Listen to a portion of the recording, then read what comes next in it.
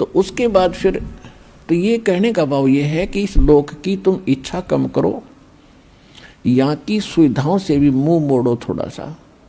जितना ज्ञान आपको होता जाएगा उतना ही आप यहाँ से उल्टे हटोगे, तभी उस परमात्मा के निकट पहुँचोगे। यदि आप यहीं की कार कोठियों की डिमांड करते रहे भगवान के आगे, तो आपका मूल काम फिर रह जाएगा। परमात्मा आपको वो वस्तुएं अवश्य देगा जो कलयुग में जरूरी है। कलयुग में क्या जरूरी है? व्हीकल, जैसे मोटरसाइकिल है, कार है, या अन्य कोई सुविधाजनक कोई वैसे गाड़ी ठीक चलनी हो। बस में भी आदमी आसानी से जा सकता है, ट्रेन से भी जा सकता है, आना जाना उसमें कौन सा, गाड़ी में बैठे बात से कि कौन सा देवता बन जाए, रेल में बैठना, इसमें कार में बैठ गया है तो आदमी है। तो जो भक्ति नहीं करता वो चाहे हेलीकॉप्टर ले रहा हो, वो तो पत्थर है और भगवान के लिए यूजलेस है। इसलिए परमात्मा कहते हैं राम रटत निर्धन भलो, टूटी घर की छान, वो कंचन महल किस काम के जहां भक्ति नहीं भगवान। कि परमात्मा को बच्चा प्यारा है, चाहे निर्धन हो, और इतना निर्धन हो कि घर की छत भी टूटी हो और मेरी परमात्मा की भक्ति करता हो। और उस कंचन महल को क्या करे जिसका, वो किस काम के सोने के महल जहां परमात्मा की भक्ति नहीं। तो भक्ति कितनी जरूरी है, कितनी आवश्यक है और कितनी महत्वपूर्ण है, इसकी कितनी कीमत है, ये आपको सत्संग से पता चलता है। तो आपको नहीं पता तो किसी की माननी अवश्य चाहिए जो बता रहा है। और एक तो बताया करें अपना अनुभव, वो तो संत अलग हैं। दास बताता है भगवान की बताई हुई, तो भगवान के बताए हुए में कोई त्रुटि नहीं हो रह सकती। ये तो आप बिल्कुल सत्य मान लो। ये तो माननी भी चाहिए कि भगवान जो कहता है वह फाइनल है।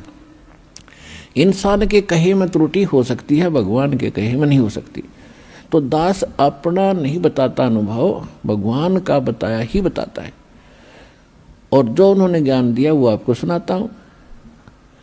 और जिन महापुरुषों को भगवान सत्य वहाँ लेकर गए फिर वापस छोड़ा, उन्होंने जो ज्ञान दिया वो आपके रूबरू करता हूँ कि उन्होंने भी ऐसा ही कहा है और परमात्मा ने स्वयं आकर भी यही बताया है।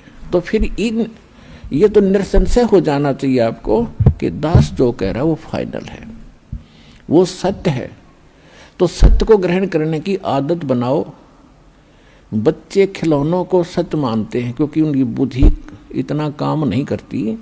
छोटे छोटे घोड़े होते हैं खिलौने से, कार होती हैं, उनको हाथ से ऐसे घसीटते हैं, उनको कहते हैं हट जाओ कार आ गई है, हट जाओ कार आ गई है, और पीछे पीछे दौड़ रहे हैं उसके। तो ये खिलौने हैं इस पृथ्वी लोक के जो आप डिमांड करते हो, वो तो खिलौनों से खेल रहे हो। और इस ज्ञान से फिर आप खिलौनों से खेलना अपने आप छोड़ दोगे। जैसे छोटे बच्चे होते हैं खिलौनों से खेलते छोटी छोटी कारों के साथ, और जब वो बड़े हो जाते हैं, उनका विवाह हो जाता है और उनको ओरिजिनल कार बैठने को मिलती है, तो फिर क्या वो उन खिलौनों वाली कार से खेल सकते हैं? बड़े व्यक्ति आप उन खिलौने वाली कार को खेल सकते हो? उससे नहीं खेलोगे। इसी प्रकार जब आपके विचार इस ज्ञान से मैच्योर हो जाएंगे, यहाँ से उठेंगे ऊपर को, तो जब आपको ऊपर के सुख का ज्ञान होगा, फिर आपकी इन यहाँ के खिलौनों में रुचि नहीं रहेगी। तो उस दिन आपकी भक्ति प्रारंभ होगी और एक दिन ये ज्ञान आपको होगा। भगवान ने आपको शरण में लिया है तो आपकी ऐसी स्थिति बनावेगा। पहले तो आपको जिन वस्तुओं की आवश्यकता वो जरूर देगा। अब आप यहाँ आते हो तो कोई तो रोग से दुखी है, कोई कर्जे से दुखी है, कोई अन्य कोई पुत्री के साथ कोई गलत घटना घट रही है, भाई कोई किसी केस से पीड़ित है, कोई किसी कारण से। और जो भी ज्ञान और भक्ति दी जाती है आपकी वहीं नष्ट हो जाती है, क्योंकि आप भक्ति करते हो, फिर 36 आपके ऊपर आपदाएं हैं, उनसे पर अर्जी लगाते हुए भगवान नहीं हो जाता, वो आपकी साथ साथ खत्म होती है। तो परमात्मा आपको कैसे ठीक करेगा? एक बार किसी के ओठ का चोट लगी, ओठ के, और किसी ने दवाई बता दी कि इसके होठ का हलवा बना के बांध दो, अब थोड़ा सा हलवा बनाया 10-20 ग्राम देसी घी का, उसके ओठ पर रख दिया। ओठ पर रखते हो भीतर कर गया, भूखा था। उसने फिर दरिया, वो फिर खा गया। एक समझदार से ने बताया कि अच्छा बना दो, और पहले इसने भीतर से भरो, जब ओठ पर टटेगा अंदर से फुल करो इसको, जब टेकने देगा ये ओठ पे। तो पहले ये परमात्मा पहले आपको अंदर से भरेंगे, और जब इस औषधि ने ओठ पे टेकने दोगे आप, जब आप ऊपर निचालन की सोचोगे,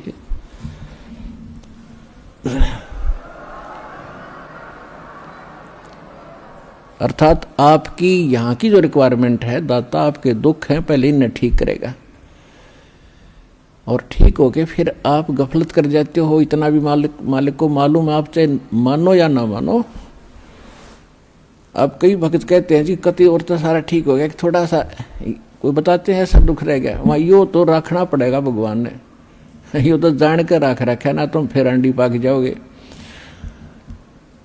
तो परमात्मा कहते हैं कि सुख के माथे पत्थर पड़ो, जिसते नाम हृदय ते जावे, और बलिहारी उस दुख के जो पल पल नाम उठावे। तो परमात्मा कहते इसे सुख का आग लगे जिस तो भगवान की भूल पड़े। और बुद्धिमान व्यक्ति, समझदार व्यक्ति, भक्त ने ये मांगना चाहिए, परमात्मा ऐसा दुख दिए रखना आपकी याद बनी रही, ऐसा सुख ना देना जिससे आपसे दूर हो जाए, भाड़ में जाए ऐसा दुख सुख। तो पुण्यात्माओं, ये परमात्मा थोड़ा बहुत जो रखे है ये अनिवार्य ही होगा हमारे लिए।